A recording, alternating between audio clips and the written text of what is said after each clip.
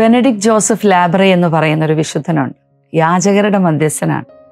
ഒരു യാചകനെ പോലെയായിരുന്നു അദ്ദേഹം ജീവിച്ചിരുന്നത്. അത്യാവശ്യം നല്ല സാമ്പത്തിക ചുറ്റുപാടുള്ളൊരു വീട്ടിലാണ് ജനിച്ചതെങ്കിലും ചെറുപ്പം മുതൽ ദാരിദ്ര്യമായിരുന്നു അദ്ദേഹത്തിന് ഇഷ്ടം. കൂടുതൽ ഡ്രസ്സൊക്കെ ഉണ്ടെങ്കിൽ 1-2 ഡ്രസ്സ് മതി അദ്ദേഹത്തിന്, ബാക്കി അദ്ദേഹം ആർക്കെങ്കിലുമൊക്കെ കൊടുക്കുമായിരുന്നു. അങ്ങനെ ഒരു യൗവനമൊക്കെ പിന്നിട്ട് കഴിഞ്ഞപ്പോൾ അദ്ദേഹം വീട് വിട്ടിറങ്ങുകയാണ്. ഇങ്ങനെ പല സ്ഥലങ്ങൾ സഞ്ചരിച്ച് പോകുന്നിടത്തൊക്കെ വെറുതെ സഞ്ചരിക്കുകയല്ല, അദ്ദേഹത്തെ കൃത്യമായ ചില ലക്ഷ്യങ്ങളുമായിട്ടാണ് പരിശുദ്ധാത്മാവ് നയിച്ചുകൊണ്ടിരുന്നത്. ചില സ്ഥലത്ത് എത്തുമ്പോൾ പറയും, പരിശുദ്ധാത്മാവ് പറയും, നീ ഈ വഴിക്ക് പോവുക.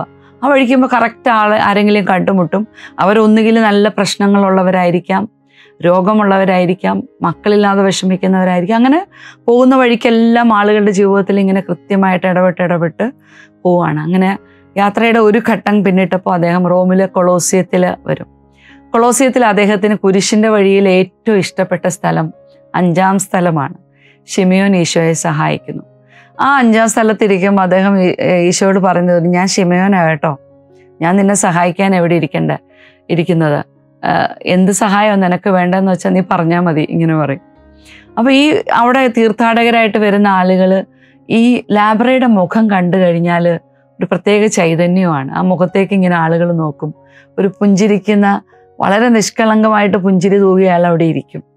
അപ്പോൾ ഇരിക്കുമ്പോൾ നമുക്കറിയാം, കീറി പറഞ്ഞതാണ്, പക്ഷെ മുഷിഞ്ഞല്ല, നല്ല വൃത്തിയുള്ള, അത്യാവശ്യം കീറി തുന്നിയ പഴകിയ ഡ്രസ്സാണ്, പക്ഷെ നല്ല വൃത്തിയായിട്ടാണ് പുള്ളി അവിടെ ഇരിക്കുന്നത്.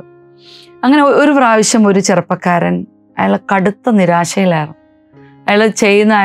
അയാളുടെ ജീവിതത്തിൽ പല കാര്യങ്ങൾ അയാൾ എഫേർട്ട് ഇട്ടെങ്കിലും അതെല്ലാം പൊളിഞ്ഞ് ഒരു ആത്മഹത്യയുടെ വക്കിൽ നിൽക്കുമ്പോഴാണ് ഒരു സുഹൃത്ത് പറഞ്ഞു, നീ ഒരു തീർത്ഥാടനത്തിന് പോകും, ഒരു വിശുദ്ധനാട് സന്ദർശനത്തിന് പോകുമെന്ന് പറഞ്ഞ് കൂട്ടുകാരൻ പറഞ്ഞു വിടുകയാണ്.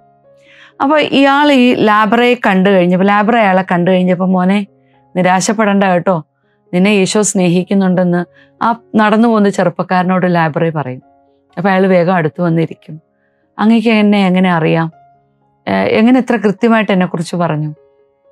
അപ്പോൾ ലാബ്രയെ പറഞ്ഞു, മോനെ ഈശോ കാണുന്നുണ്ട്, ഈശോയ്ക്കെല്ലാം അറിയാം.